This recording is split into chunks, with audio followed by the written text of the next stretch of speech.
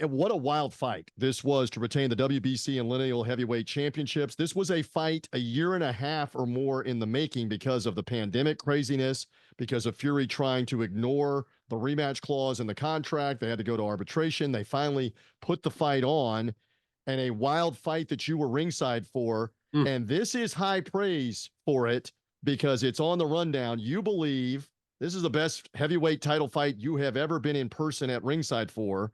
And that's saying something here on this. That includes you being ringside for the Andy Ruiz upset of Anthony Joshua. That includes you being ringside at Wembley for Joshua and Klitschko.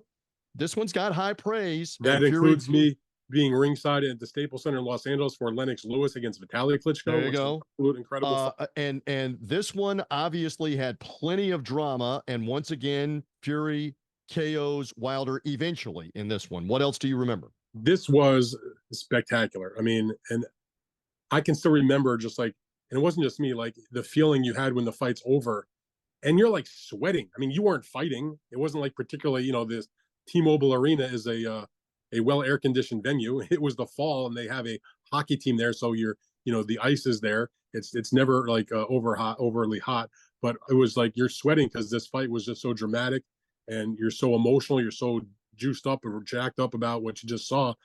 Everybody was like walking on air. What a great fight we saw. You mentioned it. It was a long time coming. They had the rematch in February of 2020, right before the pandemic. And that was, of course, Fury winning the fight by a 7th-round stoppage. He wins the WBC title. He already was the lineal champion. They had fought to a draw in their first fight, and they had each had a couple of interim bouts in between. And the third fight was supposed to happen. And you mentioned there was a lot of issues making it happen. The pandemic delayed things.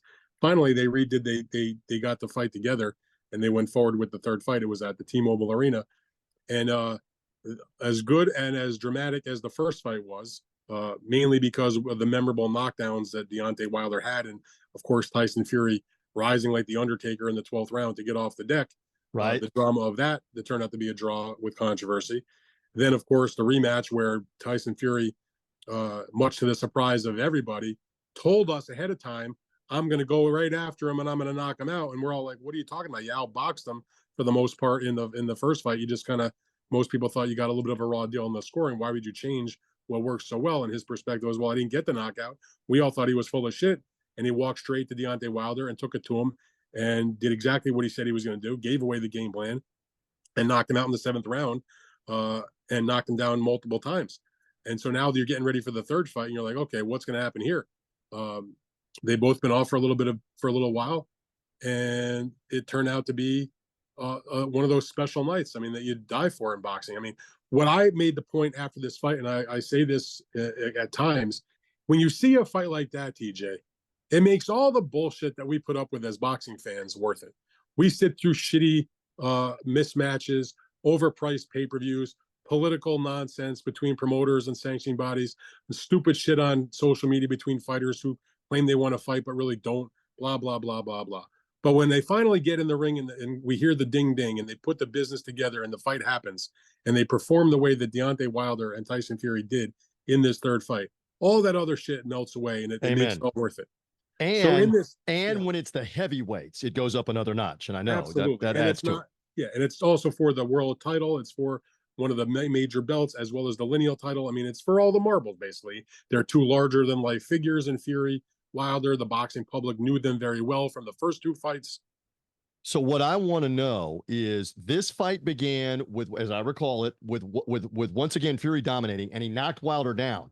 The difference is that Wilder got off the deck and he knocked Fury down early in the fight. Yeah. From what you recall, that was a plot twist, because this looked like the way that it was going, that he's going to dominate him again and knock him out. And now suddenly Fury got a good right hand in on him and Fury is down. What do you remember about what you thought? Because now we got drama. Well, I'm thinking when he got dropped, when Fury knocked down Wilder in round 3, I think it was sort of like, well, here we go again. It's going to be similar to what happened in the second fight. And he's going to just, at some point he's going to clip him again and it's going to be over and out. And he's going to have, won yet another easy knockout victory. Most people will think he should be 3-0. I will say this, though, and I defend myself all the time in this. I believe that Deontay Wilder won the first fight, and it's based on what happened in those first few rounds that were very, very close that I scored for Wilder. But a discussion, a debate for Mhm. another day. So you mentioned the plot twist in round 4. Deontay Wilder, who was it was the most murderous puncher in boxing at that time, and is one of the greatest punchers in the history of the heavyweight division, scored two knockdowns against Tyson Fury in the 4th round. And now it's like anybody's fight because Tyson Fury was hurt. It looked like the fight may be over. He did survive. Tyson Fury has had a penchant for being knocked down and getting up. He's been down. I mean, I don't know. He's been down 10, 11 times or something like that in the course of his career. But he's shown the resiliency to keep rising from the canvas. So he got up, and so from that point on, it was one of those things. After round 4, you're sort of like, okay, what's going to happen here now? Eventually, Fury started to take over, and he was laying a beating on Deontay Wilder, who it just looked like he was just going to break him down, and finally, the enormous heart. Again, we talk a lot of times about the action or who wins the fight, but for me, a lot of times, what makes the drama of a fight or the memories of the fight is the perseverance of the guy that ultimately loses, how he sucks it up and gets through Mhm. to the point, even if he, whether he goes the distance or he does get stopped. So to see Wilder bite down and survive as long as he did, uh, so damaged the way he was, to me, that was largely the drama of the fight, other than the knockdowns that we just talked about. That's why this fight had everything. It was both guys down multiple times, both guys hurt, and Deontay in the second part of the fight really sucking it up. Well, he was taking a beating, swollen eye, and remember, part of the backdrop was he and JD's had dismissed and gotten rid of Mark Breland, and part of that was because they believed Breland should, or at least Deontay did, Breland shouldn't have stopped the first fight, even though he's getting beaten up. And so it was almost like these guys aren't going to stop the second fight. That's Wilder's right. going to have to be laid out in the second That fight. is correct. And I think Fury sensed too that Wilder was not only damaged, but was not in the greatest cardiovascular shape. Because when you go back, and it's just me saying this, when you go back and watch, every round, it seemed like Fury would get going in the round, would kind of wait around, and then with about a minute left in the round, he'd go after Wilder. And Wilder would be tired and trying to hang on to him, and he'd hurt him. That happened, Dan, like 3 rounds in a row, where the back half of the round, he's like, I got this guy tired. I got him where I want him. I'm going to get him. And he finally got him. He finally got him. And then take me back to the moment where he splatted him, and that's it. And he punctuated yet another Yeah, no, win over Wilder. and at that point the fight was over. He put him down again, and again Wilder was getting up, but the referee had no choice but to stop the fight. If you want to look at the fight, because they both had scored knockdowns on the scorecard before the knockout, it was competitive.